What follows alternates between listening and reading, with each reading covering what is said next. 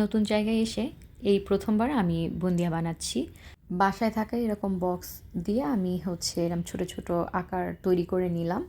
এবার 1 কাপ বেসন নিয়ে নিচ্ছি, সেটা আমি এখন চেলে নিব। তো বেসন চালার পরে এই যে এরকম বড় বড় দলা থাকে, তো এগুলো আর নিব না। তো এই যে আমার চালা হয়ে গেছে। এবার 1 কাপ মতোই আমি পানি নিব, কিন্তু পুরা পানিটা আমি আগে থেকে দিব না, ধীরে ধীরে দিব।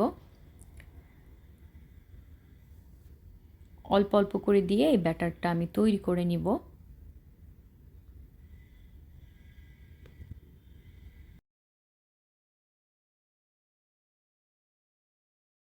আমার পুরো 1 কাপ পানি লাগেনি। আর এই যে মোটামুটি ব্যাটারটা তৈরি করা হয়ে গেলে ঢাকনা দিয়ে এরকম আমি কিছু সময়ের জন্য ওটা একটা সাইডে রেখে দিচ্ছি। আর হাফ কাপের মতো পানি আর সেই সাথে 1 কাপ মেপে চিনি দিয়ে দিয়েছি। ফ্লেভারটা সুন্দর আসার জন্য আমি 1 চিমটি এলাচের গুঁড়া দিয়ে দিয়েছি। সামান্য বলক চলে আসলে লেবুর রস দিয়ে আমি এটা একটা সাইডে রেখে দিব। এবার কিছুটা বেটার আমি নিয়ে নিচ্ছি, ওর মধ্যে হচ্ছে রেড কালার যে ফুড কালার যেটা পাওয়া যায় সেটা আমি এর মধ্যে অ্যাড করব। মাত্র 1 কাপ বেসনে কতটা পরিমাণ হচ্ছে বুন্দিয়া হয় সেটা আমি আপনাদেরকে দেখাবো।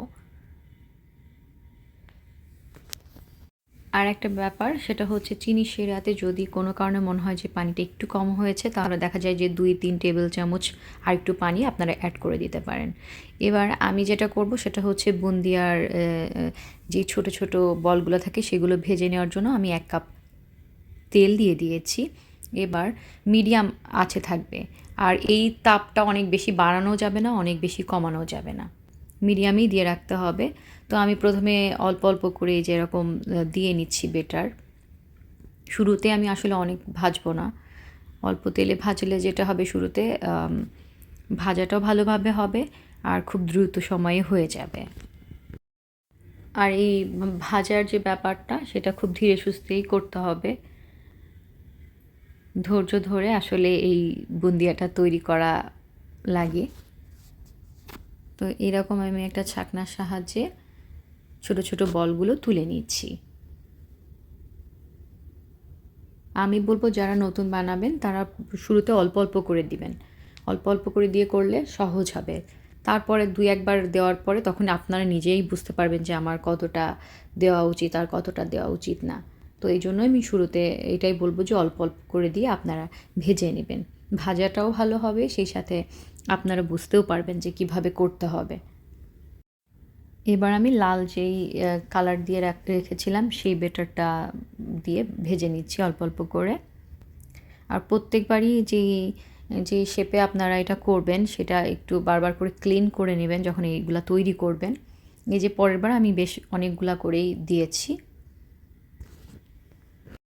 মাঝে মাঝে ভাবি যে এই ধরনের জিনিসও আমি বানাতে পারি বা নিজেরা করে খাচ্ছি।